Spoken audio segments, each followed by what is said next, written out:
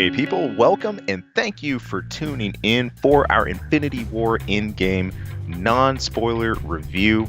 If you guys want to hear the full breakdown of this, our full thoughts, myself and Chris heading out to see this on Thursday night, just getting back in from theaters. You want to hear everything that we broke down, we're going to have a spoiler review somewhere down in the description below if you want to dig into that. But for now, if you just want to know what this thing's about, what's up with Infinity War, well, stay tuned right here. So here we go. Well, this is set immediately in the aftermath of what we saw from the end of Captain Marvel, the after credit scene, and also, of course, following right on the heels of the first Infinity War movie that we had. And this is really, best way I can say it, feels like a big old birthday present to Marvel fans. If you have stuck with the films to this point, all the way through this phase, if you have followed events, they all converge here for this movie, and they all matter. So I hope you guys have been paying super close attention if you're Marvel fans. If not, you just saw Infinity War and you just want to see how all this ends up. How is what's the aftermath of the snap? Where does all this stuff go? You're going to find yourself some answers here.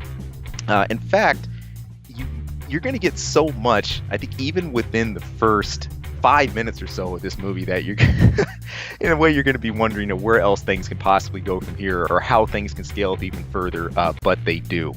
And I can't stress that more. There is a lot of ground to cover here. There is a whole lot that happens and a lot to go by. As you guys will probably remember, this is a very, very post-apocalyptic world. Half of all life on Earth has been wiped out, and that's not just Earth. That is for pretty much the rest of the whole darn galaxy and the cosmos. So it's how the remaining Avengers have been getting on after the events of Wakanda, after Thanos performing the snap itself, and what we have here, trying to recover who they can, reaccount for things, and hopefully to try to do something to right all the craziness that's actually happened. Aesthetic-wise, look, this is as grand as you're gonna see for the Marvel films in this Avengers movie. I think the scale even was kicked up about 3 notches for this one. That's not just with the liberal use of, I think, CG you have, which is well done. There's some really good touches and some surprises here for some characters that are going to be making their returns here, maybe pictured in ways that you didn't imagine before, which is a lot of fun to see. But that was done really well. The scale of everything is done really well, and the tech you've had built up to this point is consistent based off of everything that we've seen so far. If Infinity War was about Thanos, essentially his galactic smash and grab, grabbing the Infinity Stones, we're taking a look here at what's the fallout from those, and how can these stones, if any way, be used to hopefully reverse the terrible, terrible events that have happened with this. The scale for this one is so huge and so crazy that little needs to be said. That, of course, we're not just going to be focusing on Earth. There's going to be a whole lot of settings to keep up with. Most of that folds in from the rest of the Marvel films at large, and for other stuff you've seen before. As far as some of the other things along with it, like the music and the score, what we've come to expect for Avengers, epic and grand where it needs to be. The famous Avengers theme itself making its appearance in a lot of different places in this film, from the large-scale battles to the more toned-down moments.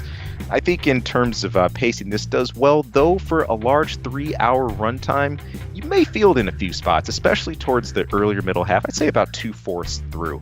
In no way, though, does this movie drag you through the mud, or you feel like, oh man, I'm just slogging through this. Come on, for goodness sake. It's like one of the biggest Avengers movies ever. Other than that, though, I can't really say that there is another specific that really jumped out at me about the score and the music. Nothing out of the ordinary, where I expected it to be. Over in our spoiler review, I gave this one a 9 out of 10. Chris also gave this one a 9 out of 10.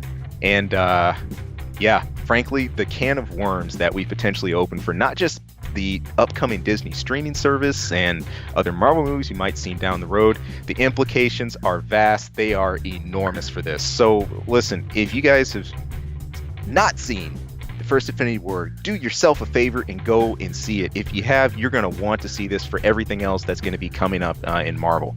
I had an absolute blast with this one. I love this to cap off all the Marvel movies. The build-up we've had up to this point, I think this is a pretty appropriate ending with where we went. But want to hear what you guys think as well. Are you just thinking about getting out to see this when you're kind of on the fence or whatever else? Or maybe you've already taken a look and you want to look at something else that maybe we didn't cover of another review too. Go ahead and post up. We'd love to hear from you. A like helps us a ton. A sub goes even further into helping us keep doing what we love to do.